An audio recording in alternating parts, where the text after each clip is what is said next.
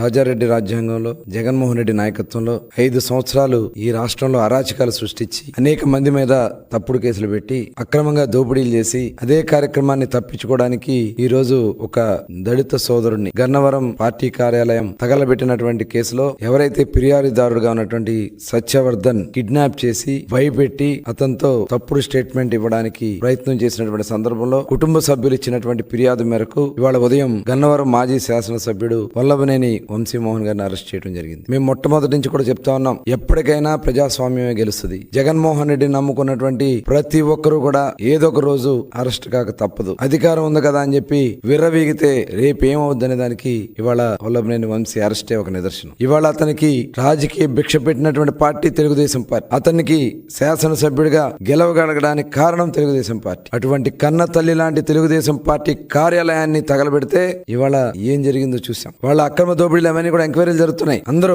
రాష్ట్రంలో ఉన్నటువంటి వైఎస్ఆర్ పార్టీలో ఎవరైతే తప్పులు చేశారో వాళ్ళందరూ కూడా ఎవరు కూడా తప్పించుకోలేరు. ఇవాళ రాజకీయంగా చాలా ప్రాధాన్యత కలిగినటువంటి కృష్ణా జిల్లాలో భ్రష్టు పట్టించారు ప్రతి ఒక్కరు కూడా. ఒక నాయకుడు క్యాసినో పెట్టిస్తాడు, నోరు ఉంది కదా అని బండబూతులు తిడతాడు, అధికారం ఉంది కదా అని చెప్పి అధికారుల్ని కాళ్ళ కింద వేసుకుని తొక్కే పరిస్థితి చేశారు. ఆ రోజున వాళ్ళు చేసినటువంటి దుర్మార్గాలు ఇవాళ బందర్లో మచిలీపట్నంలో ఒక మాజీ మంత్రి బియ్యం స్కామ్ లో సొంత భార్యనే కేసులో ఇరికిచ్చినటువంటి దౌర్భాగ్యమైనటువంటి పరిస్థితులు వైఎస్ఆర్ పార్టీ ఇవాళ ఆ నాయకులది. తీర ప్రాంతంలో భూములు కొట్టేసిన ఒక మాజీ మంత్రి. తెలుగుదేశం పార్టీ ప్రధాన కార్యాలయంలో ఆ కుటుంబానికి రాజకీయ భిక్ష పెట్టినటువంటి పార్టీ తెలుగుదేశం పార్టీ. ఇవాళ దాడులు చేసి జగన్ దగ్గర మెప్పులు పొంది పదవులు పొందాలని చూస్తే ఏమైంది ఇవాళ మీరు చూశారు. ఇవాళ ఎవరు కూడా తప్పించుకోలేరు. ఇవాళ ఎవరైతే కంప్లైంట్ ఇచ్చారో అతని మీదే, ఒక దళితుడి మీదే ఇవాళ ఇలాంటి దుర్మార్గాలు చేస్తా ఉన్నారంటే ఎట్టి పరిస్థితుల్లో కూడా ప్రభుత్వం చూస్తూ ఊరుకోదు. ఖచ్చితంగా ఎవరు కూడా తప్పించుకోలేరు. ఇవాళ జగన్మోహన్ రెడ్డి గారు కూడా ఈ రాష్ట్రాన్ని ఏ రకంగా దోచుకున్నారో, ఇవాళ సొంత బాబాయ్ని ఏ రకంగా హత్య చేశారో మొత్తం కూడా ఇవాళ బయటకు వస్తున్నాయి. విచారణ కూడా